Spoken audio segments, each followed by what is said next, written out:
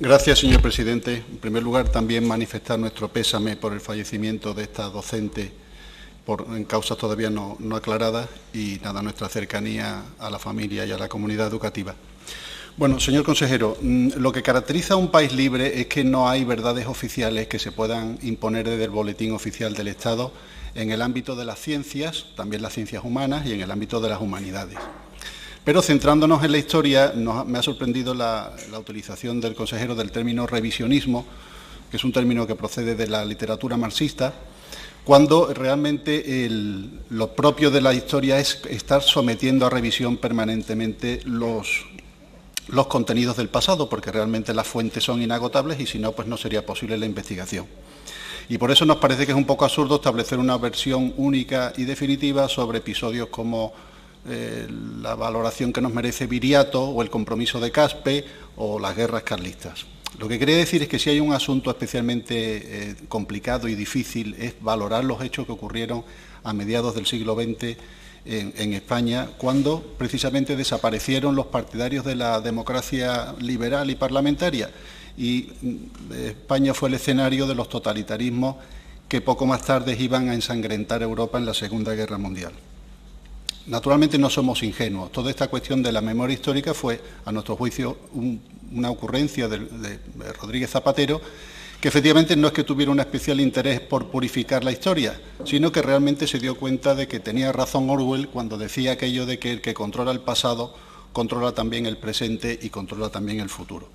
Esta ley le da un punto de legitimidad moral a partidos que existían ya entonces, como el PSOE, el PC, Esquerra Republicana de Cataluña, sindicatos que ya existían entonces, como la UGT y la CNT, y que, a pesar de que su comportamiento no fue nada ejemplar, como se demuestra en una simple lectura de los documentos que entonces escribían ellos, pues ahora tienen un plus de legitimidad que al mismo tiempo sirve también para deslegitimar a las fuerzas de centro y de derecha, que casualmente son todas posteriores a la transición.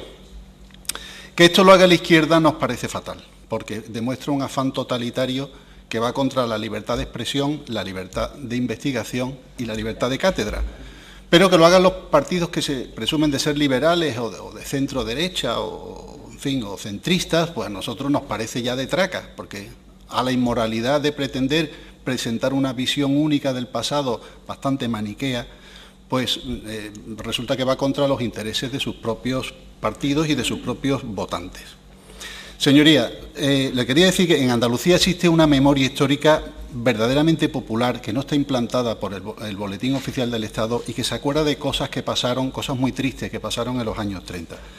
Prácticamente no hay nadie que desconozca cuál fue el trágico destino de personas como Federico García Lorca o Blas Infantes, que murieron de una manera terrible y que nosotros, por supuesto, sus asesinatos los condenamos como no podía ser de otra manera.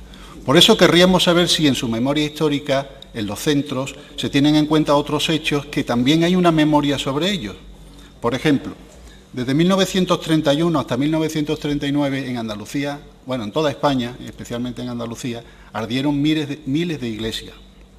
En todo el país fueron asesinados 13 obispos, 6.832 sacerdotes. Ahora que estamos en Cuaresma nos acordamos del inmenso patrimonio de muchas de nuestras cofradías y hermandades que fue saqueado y destruido tan cruel como estúpidamente. Y estamos ahora mismo a unos centenares de metros de templos sevillanos como el de San Gil, Santa Marina, San Julián, Omnium Santorum, que fueron saqueados con un daño y con un sadismo verdaderamente impresionante. ¿Van a incluir, por ejemplo, en su memoria histórica estos hechos lamentables que se produjeron en toda Andalucía? ¿Van a incluir en su memoria histórica hechos dramáticos como el bombardeo de Cabra, producido el 7 de noviembre de 1938, que causó 100 víctimas civiles, la inmensa mayoría mujeres, ancianos y niños? Y les voy a contar un detalle significativo que a lo mejor le hace reflexionar a alguno. Resulta que en aquellos tiempos patriarcales y machistas, que era un infierno para la mujer, pues resulta que muy pocas mujeres fueron, salvo estas víctimas colaterales, como diríamos hoy, ¿no? El 99% de las víctimas fueron varones. Sin embargo, uno de los colectivos femeninos más saqueados, más castigados, fue el de las monjas.